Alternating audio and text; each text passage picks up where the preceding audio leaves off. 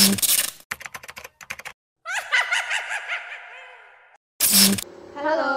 selamat malam. Bersama saya Sani Nur Hidayah dan teman saya Marisa Zalika di Wengi Jumat bersama Cemara Podcast. Apa sih yang terlintas di benak kalian kalau dengar Wengi Jumat atau malam Jumat gitu?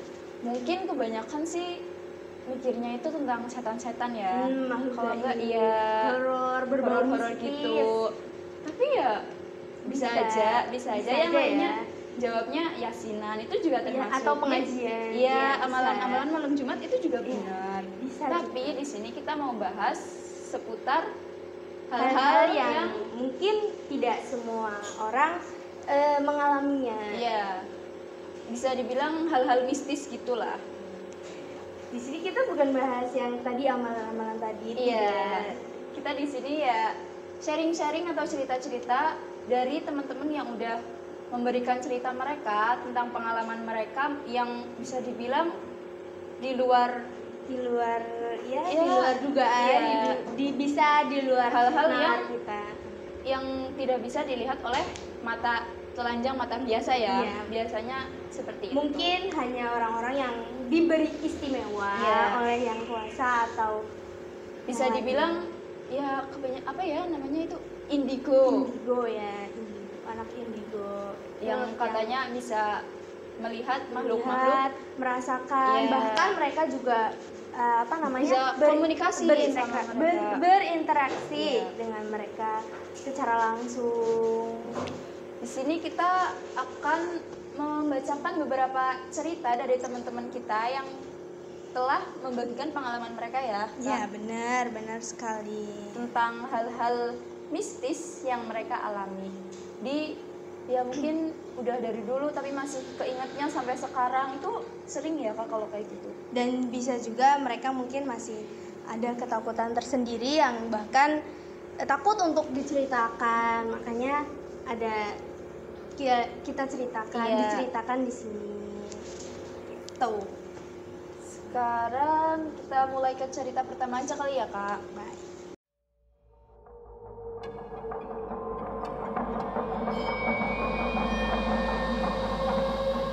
Langsung aja ya Kak, saya bacakan. Cerita ini dimulai ketika saya disuruh untuk menemani teman saya tidur di rumahnya setelah ayahnya meninggal tahun lalu.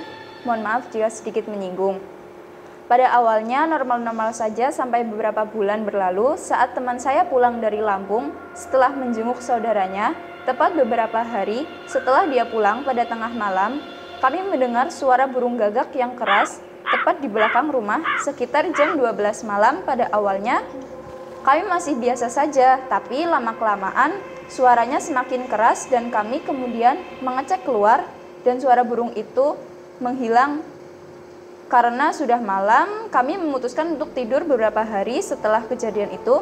Saya mulai melihat bayangan yang kemudian menghilang di sebuah ruangan gelap di sebelah kamar tempat kami tidur. Ya, pada awalnya saya masih tidak peduli dan berpikir positif. Tapi, sekitar 3 bulan yang lalu, saya tertidur, saya bermimpi berada di kamar tempat biasa kami tidur. Teman-teman saya bercerita tentang sosok perempuan berpakaian serba putih yang kebetulan di mimpi saya juga ada sosok itu. Kemudian, saya terbangun tetapi saya tidak bisa bergerak maupun berbicara di kamar tersebut. Dan saya pun sangat kaget karena sosok dalam mimpi saya berada di pojokan kamar dengan posisi yang sama, sedang menghadap ke timur, sedangkan di sebelah saya, teman saya masih tidur dengan nyenyak. Jarak saya dengan sosok tersebut sekitar 2,5 meter.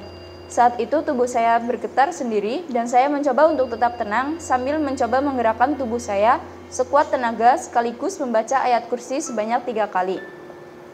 Pada bacaan pertama masih tidak terjadi apa-apa. Pada bacaan kedua saya sudah mulai bisa berkedip dan sosok tersebut menghilang. Namun saya masih tidak bisa bergerak. Kemudian pada bacaan ketiga saya berhasil bergerak dan tanpa sengaja menendang perut teman saya sampai dia terbangun. Dengan sedikit terkejut, saya hanya bilang, tadi ada gempa. Kemudian, kami melanjutkan tidur dan pada keesokan harinya, saya menceritakan kejadian yang saya alami ke teman saya. Dan ibunya yang sedikit tidak percaya dengan kejadian yang saya alami beberapa minggu setelah kejadian itu, kami tidur di ruang tamu. Dan pada jam yang sama, yaitu jam 2, saya kembali melihat sosok yang berbeda dengan tubuh besar, tinggi, berambut panjang, dan lebat, serta berkulit hitam, sedang menghadap ke tembok, namun saya tetap tenang sambil menghadap ke arah lain. Kemudian menghadap ke arah sosok tersebut, namun anehnya, sosok tersebut menghilang tanpa saya sadari. Dengan sedikit ketakutan, saya kembali tidur untuk berusaha tidak melihat kembali sosok yang menyeramkan tersebut.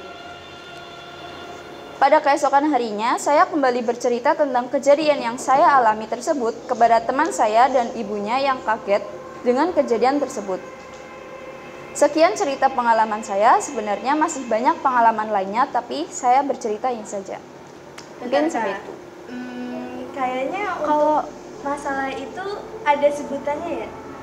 Kalau nggak salah ya, kalau pernah saya dengar gitu, kalau misalnya lagi tidur, terus tiba-tiba nggak bisa bangun, itu namanya apa? Tindian. Ketindian. Kalau bahasa sini sih tindian ya. Ketindian.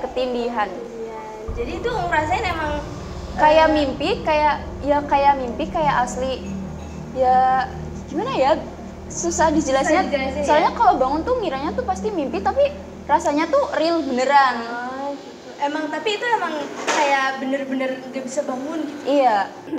Terus ada cerita lagi Kak, silakan dibaca. Sekarang saya bacain ya yang ada ininya.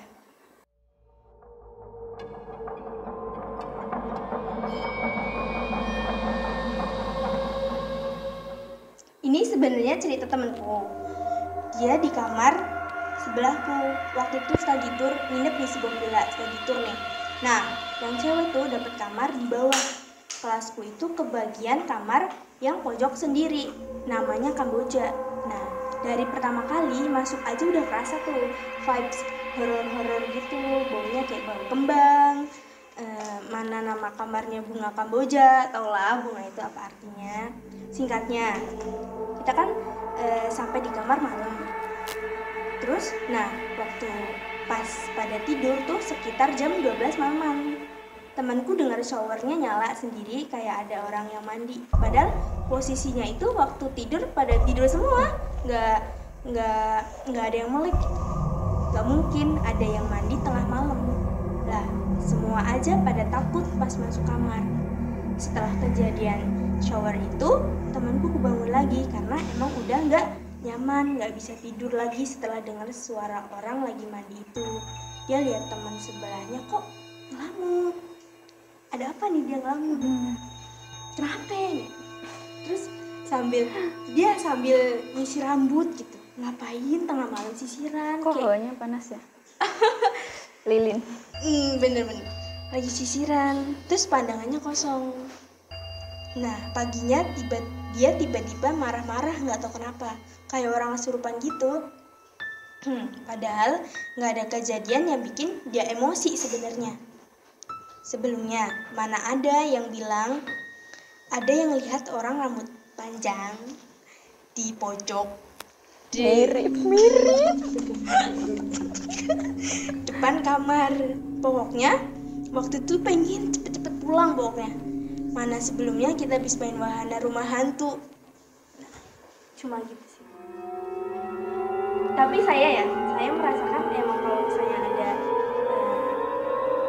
saya cukup bisa merasakannya teman saya, maksudnya orang yang ini bercerita. Iya, saya cukup merasakan. Pasti di situ posisinya emang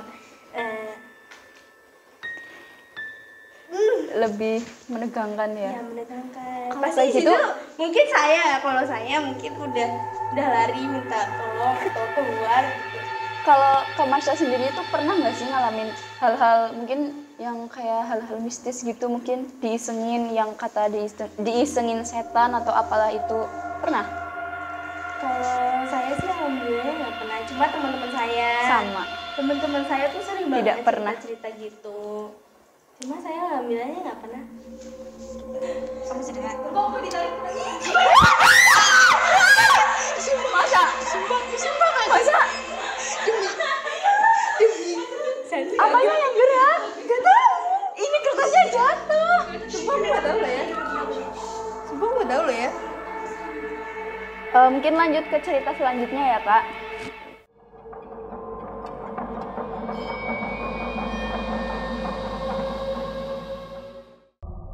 Pas banget nih ceritanya, katanya kejadiannya di malam Jumat.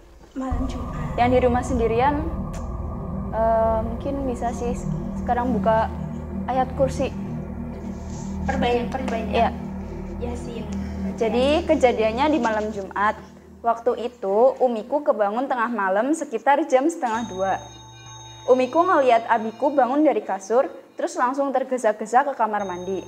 Umiku yang ngeliat abiku gitu langsung bangun, dong ngikutin abiku sambil manggil gini, "Kak, Kak," gitu. Tapi gak dijawab sama abiku. Malahan abiku masih jalan cepet, kayak tergesa-gesa gitu ke arah kamar mandi.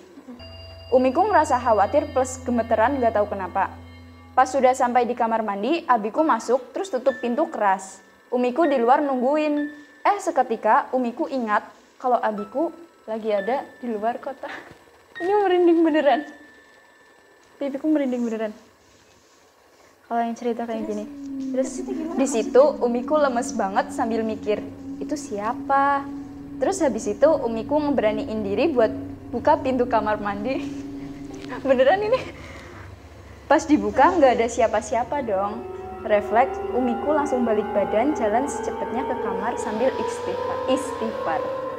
Maksudnya itu Ini nih cerita yang kayak gini yang bener-bener emang kerasa beneran ngejailinnya itu loh. Kayak pura-pura jadi orang yang dikenal, terus nanti waktu diikutin atau apa, orangnya baru ingat, oh iya orang ini lagi nggak di rumah ini. Kalau nggak ada yang iseng, kayak gitu loh. kan jadi tiba-tiba Beneran ini merinding itu serem sih. Cerita yang kayak gini daripada yang cerita kalau yang lihat-lihat, kalau misal kayak yang lihat penampakan kayak gitu emang serem.